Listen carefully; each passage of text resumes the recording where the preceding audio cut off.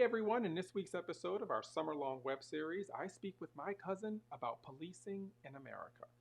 We talk about the protests that are going on around the country in regard to the shooting of unarmed people of color. We talk about Black Lives Matter. And we also get into reimagining what law enforcement and policing looks like in this country moving forward.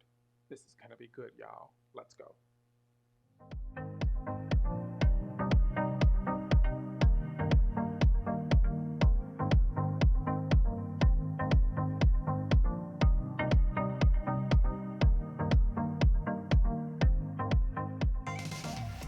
Welcome to our very first episode of the Adrenaline web series. When I was planning out the episodes that I wanted to air for the summer, it never occurred to me that the very first episode would be the topic of policing and race in this country.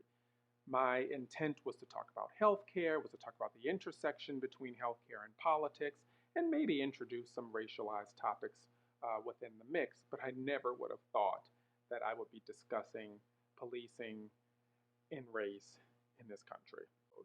So, in today's episode, I get into talking about how policing manifests in society, what the outcomes are, and how we can reimagine that. And I had that discussion with my cousin, who's a law enforcement officer in Texas.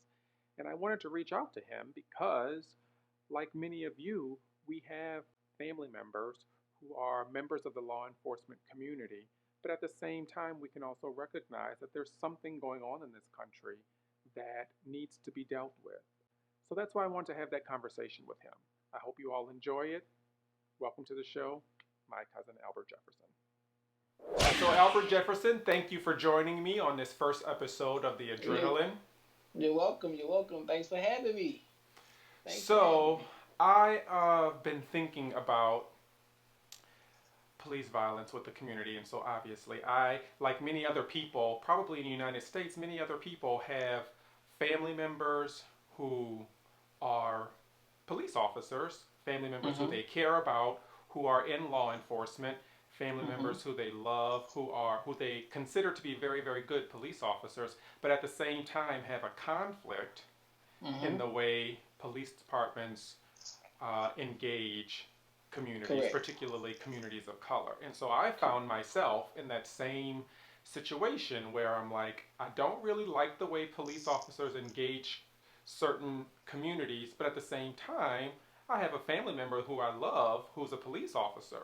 So how do I navigate that very, very narrow road? And so that's why I want to talk to you. And I thought you would be the perfect guest to discuss this. So, Right. my question to you is the very first question is, what do you say to your family members who love you as a police officer, but at the same time are going out and protesting police violence? Well, I stand for the protest, though. I'm happy y'all protesting. I can't be out there. And, I don't want to make it seem like I'm picking a side. And also because I'm too tired to go. I'm tired from working protests, you know? But it's definitely not black and white. I'm going to say that. It's definitely hard, being an African American police officer and standing up for what I think is right, and also having a job to do. And I know the inside of the job, unlike y'all seeing the outside of it. So yeah, it does put me in a sticky situation too. Mm-hmm. How do you, what do you think is that, or do you think there's an issue with police training and the quality of the training to teach and prepare law enforcement officers for community engagement? I don't think I don't think it's the training, because all the training is in controlled environments. So everything is controlled. Real bullets not coming at you. Rocks ain't coming at you. You're not dealing with people screaming at you in your face, like talking about it. So Mm-hmm. when you go out there in the real world and you have real bullets flying at you and Molotov cocktails flying at you, it starts to heighten up your senses, and it puts you on it gives you a little caution. It makes you a little more caution. A little more cautious than what you usually are. And a lot is going through your mind at that time, especially during all these riots. Tension is very high. I will say that. Now, what I would say is the problem is one of the problems I do believe is that these officers might not come from cultural backgrounds, meaning they've been around the same kind, or they've been around Caucasians all their life. So when they interact with black people, or people of minority, we're not understood. So, for example, black people tend to talk with their hands. We like to talk with our hands a lot. So, white officers not knowing that might take that as a sign of, they're getting Aggression agitated. or Yeah, a sign of or aggression. mhm. Right, right. Unlike, unlike me, in my opinion, I don't find no type of aggression at all. So, but I think it comes from where you come from, and it starts off with recruiting. I think Make people, a you lot of people thought that the cameras would, in some kind of way, change the way people behaved because if they knew they were being filmed, then hmm that would somehow alter, for lack of a better, alter the incident or change the way people interacted if they knew that they were being watched. Is it that people have just gotten so used to the cameras that they don't even realize that they're No, on? we always know the cameras is there, and if it's not somebody with a camera directly inside your face, it's definitely a business camera or somebody's camera outside their light pole or on their rooftop of their building that's being recorded. So there's cameras Mm-hmm. everywhere, but Right. it all comes down to the way the officer treats people. Because I don't think that I think if you treat people good and generally, it doesn't matter if you have a camera on you that's recording or it's not recording. And so I treat people the way they're supposed to be treated off camera and on camera. So I don't have an issue with that. But I don't know, what other. I guess other officers just get caught up in the moment, not realizing that the camera is rolling. There's a lot of Well, police officers that say that we're the good ones shouldn't take responsibility for the bad ones. So what do you say to people who say that the entire system is corrupt? It's not about a few bad apples. It's about a whole rotten tree that just needs to be reformed. What do you say to those people? nah, nah. It's definitely that's not the case. You have millions. I deal with people. I deal with plenty of people in one week. Officers deal with millions of interactions throughout the country. But you only see small snippets. You only see maybe a fraction of a percent of an incident that occurred, which happens to make the news.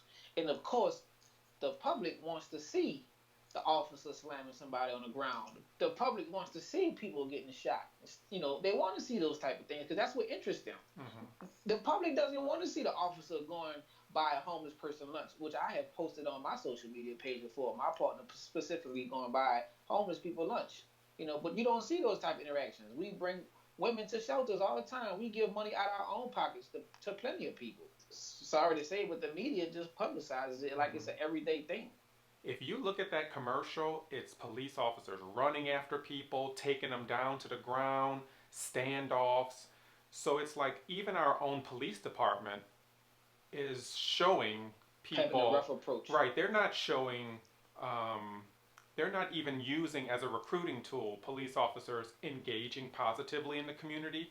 They're The showing compassionate people, side. right? They're showing police officers taking people down, throwing them in the back of cars, chasing, running, and even the police department wants to market itself as the profession for the tough. And if you're wanting to just have all this action, Then we come made, join yeah, us. come join us. Mm-hmm. So if that's your recruiting tool, then why should it be surprising that you get people, that you recruit people that want to engage in that type of activity? Well, I would say the only thing that those is just people who like to seek thrill. Mainly a lot of personnel from the military want to join the police, and that's what they're used to. So that's a good recruiting tool to people who have came out of the military. Mm-hmm. Now you have a lot of officers that are engaged in neighborhood programs. They deal with the kids. They deal with the nursing homes on a daily basis. They just interact with the community much more on a larger scale than just fighting crime. But recruiters and I mean people who are trying to be officers, they don't want to see that. They want to be the person. They want to be considered that hero. They want to be breaking down doors, getting drug dealers off the streets, taking guns off the streets, and that's what the public also cares about too. That that is a good segue to where I wanted to go with this next topic of uh, reimagining what the police do. Mm-hmm. And some people call it defunding the police, some people call Mm-hmm. it abolish the police, some people call it reimagining what policing looks like. Do you think that we as a society as a whole have called on police officers to manage much more so than what they probably should be managing in terms of Absolutely. society. Absolutely. Society Give me calls like an police. example. Society calls police for everything. They want us to discipline kids when parents should be doing that at home.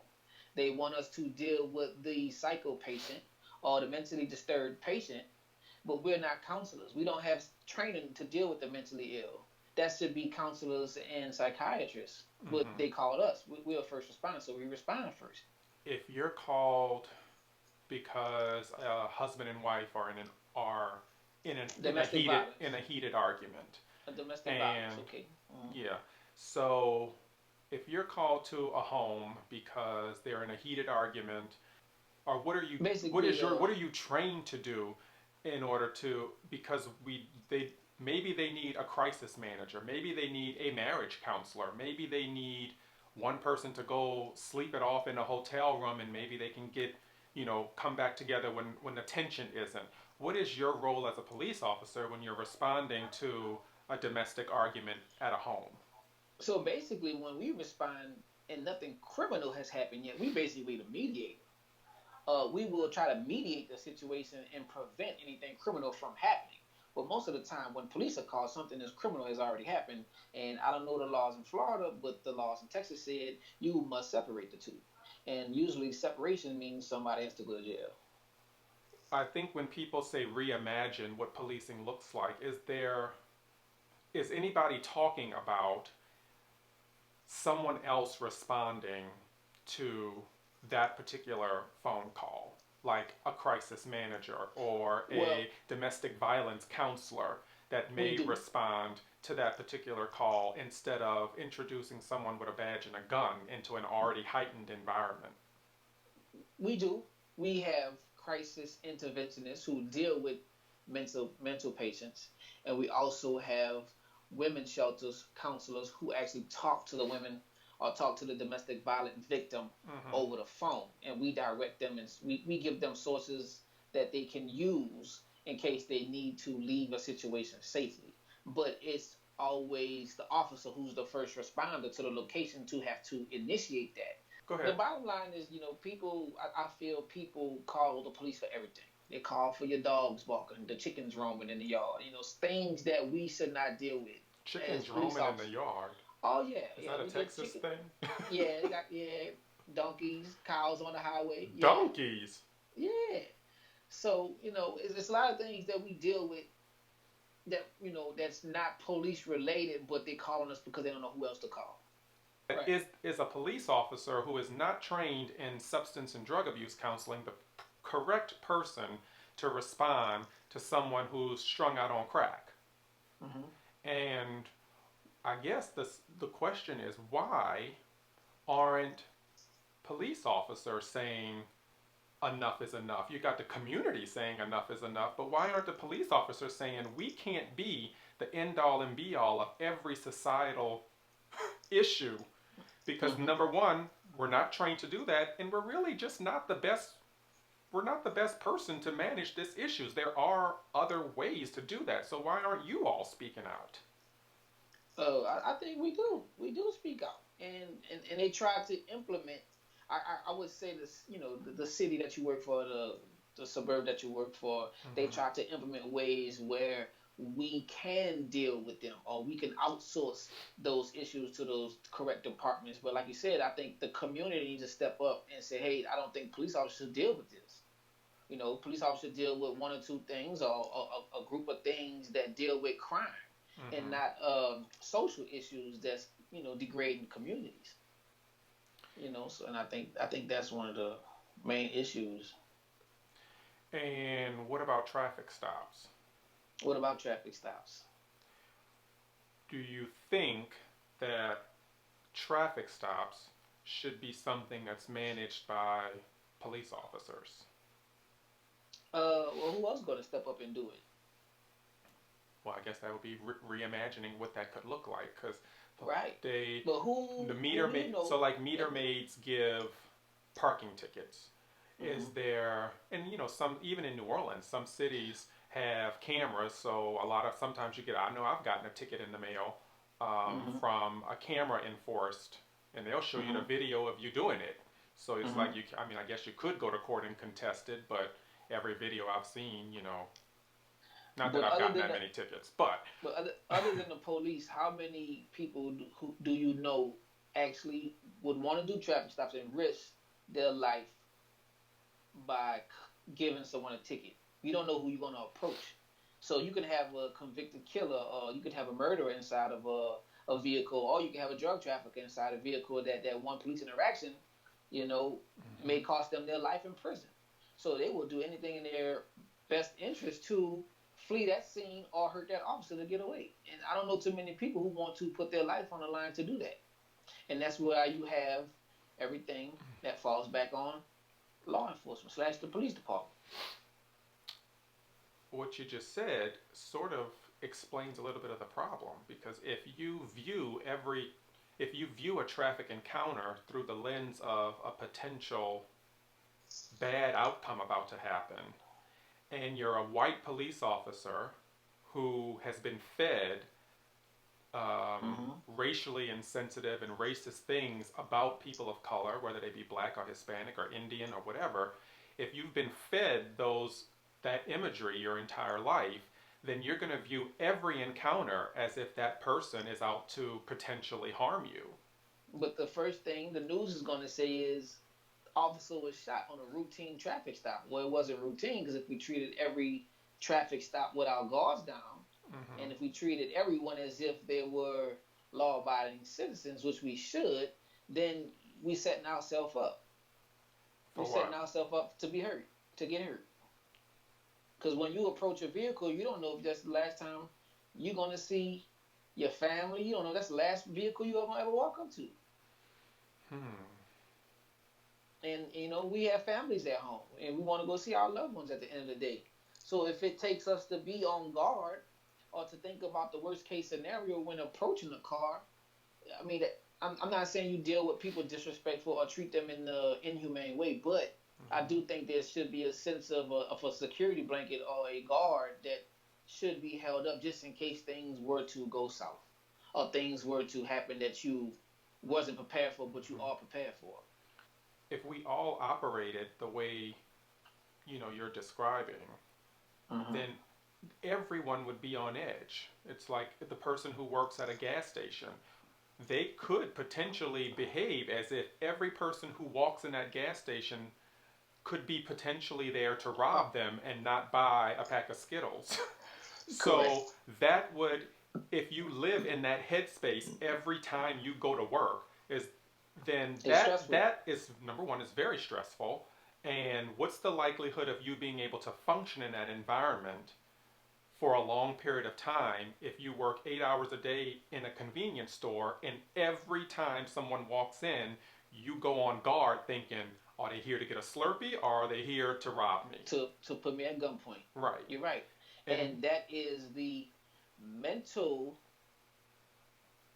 that is the mental issues that we have to deal with on a daily basis.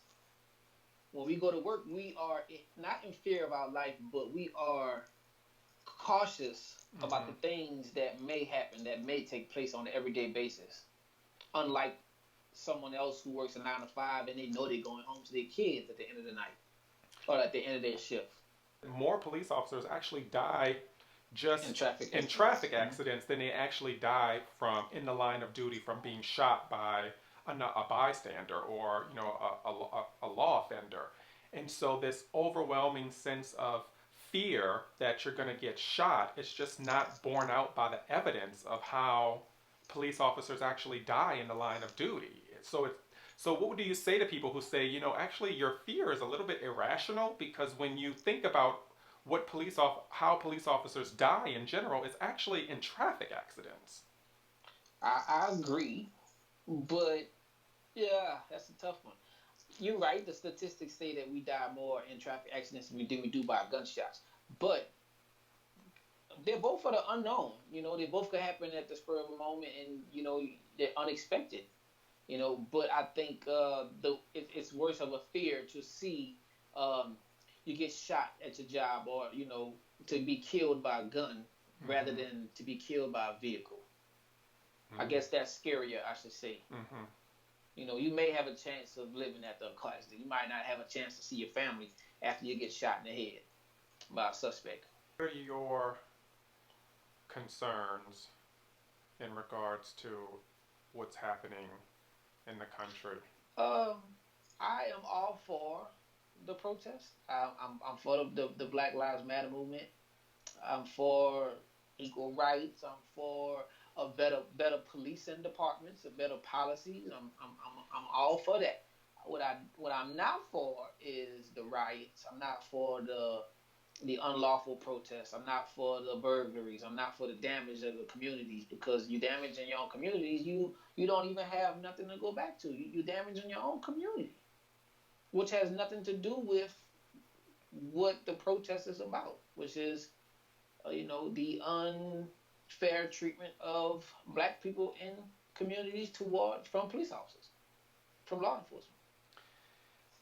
And are there conversations that happen among police officers in terms of the acknowledgement that there is a different approach to policing in black and brown communities than there is to policing in white affluent neighborhoods?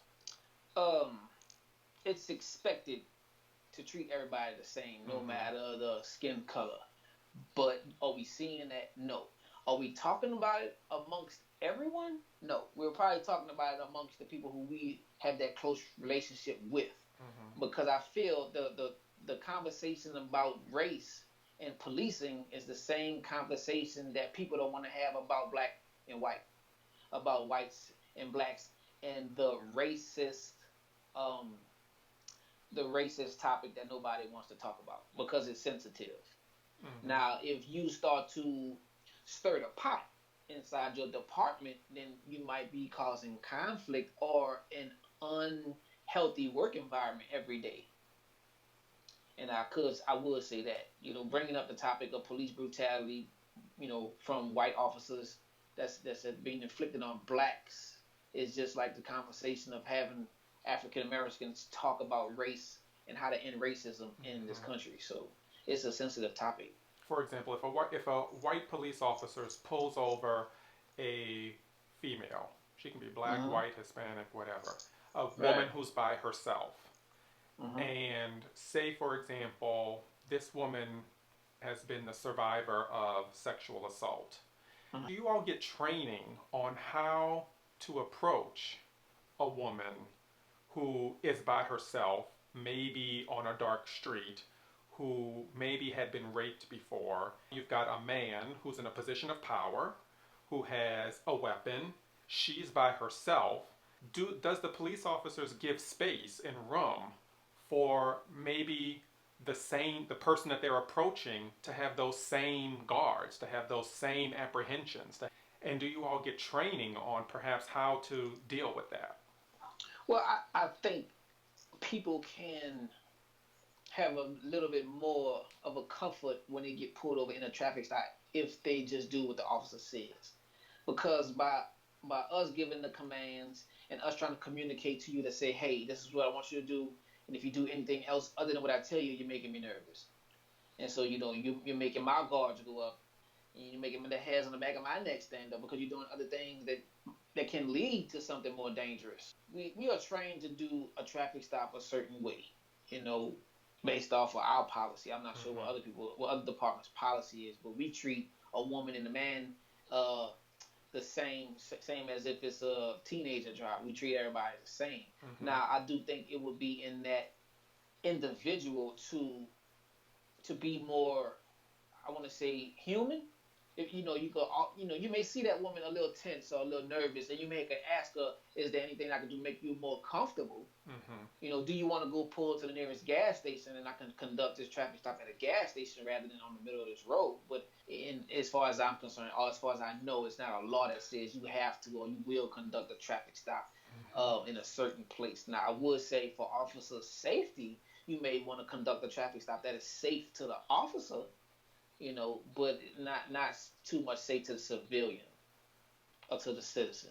Mm-hmm. I genuinely need help understanding no knock warrants. Hmm. Well, first of all, explain to me, because maybe I don't know what no knock warrants are first. Explain to me give me your explanation of what a no knock warrant is. I don't have too much expertise on a no knock warrant. Basically, if you're looking for someone or if you want to get inside someone's house, you have to have a warrant and you have to have a copy of that warrant to give to that person. But if you have a warrant, Yes. then why, if you have a warrant, you have the ability to enter that home and conduct a search. Right. So why would you create a situation that is dangerous by barging into someone's home when, whether you knock or not, you have the right to search the home?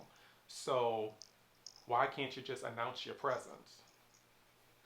Well, I think because if you're dealing with somebody who's violent or who has a known tendency to carry weapons, then you're setting yourself up for you set yourself up for disaster. I think the element of But do you think that surprise. that disaster is whether or not you knock or not? You could knock on the door and get shot through the door. You could knock.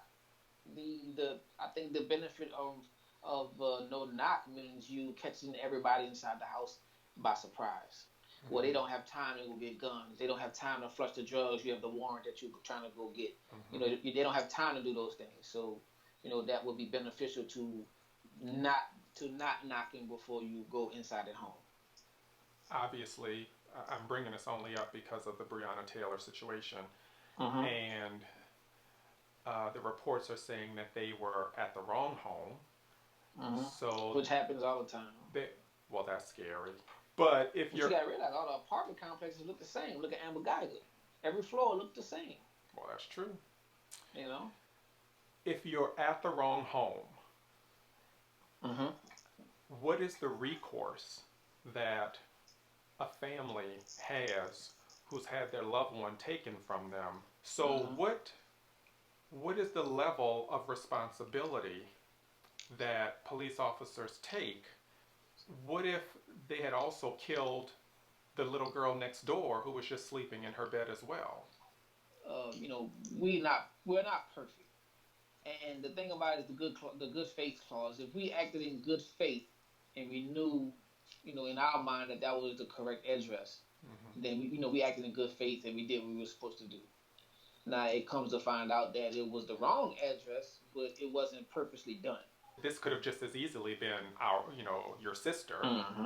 And Mm-hmm. so, what would you say if the New Orleans Police Department came to our family and said, "Well, we did it in good faith, and we had the wrong address, but we thought we were at the right address. Sorry." Mm-hmm. Nah, that wouldn't be enough though. But hey, I mean, it happens. But police have budgets for lawsuits because lawsuits definitely come after that. Mm-hmm. But that'll be a hard apology to accept when my loved one is killed by the hands of officers off of a mistake. Mm-hmm. Because there's some no-knock warrants that obviously probably don't go down like that. Right. And there's many that we don't hear about that don't go down like that. But that was a tough one. You can't even be asleep in your bed Mm-hmm. without getting lit up. So, well, this is interesting because I'm sort of getting an insight into the mentality of how police officers approach um, public safety, how they approach people with who are committing crimes or in the process of committing crimes. Right. And honestly, I don't know how we're gonna solve this. It's gonna take We have smarter some work to people do. than us. We have work to do. That's a higher pay grade than us. And the fact Mm-hmm. that we have more police officers in schools than we have nurses in schools, we have more police officers in schools than we have counselors in schools. I don't. Yeah. That sounds twisted to me. That doesn't sound like the way we should be doing things. Yeah, because it's based off fear. It's fear that you don't want. Columbine to happen again, or Sandy Hook happen again. It's fear that you don't want those things to happen again, so you heighten security and you put certain implementations in place so that it doesn't happen again. Okay. So All right. Well, thank you for your time. I appreciate I it. appreciate you. I appreciate you for having me Thank you so as the much. first guest on your show. Wish me luck on this show. Yeah, all right, Hopefully all it's right. going to be a great series with interesting talks and interesting topics. And it has been a pleasure to have you as my first guest. Thank you so Appreciate much. you. I'm looking forward to seeing more. All right. So keep it coming. Thank you. All right. Bye bye. Later. Bye bye.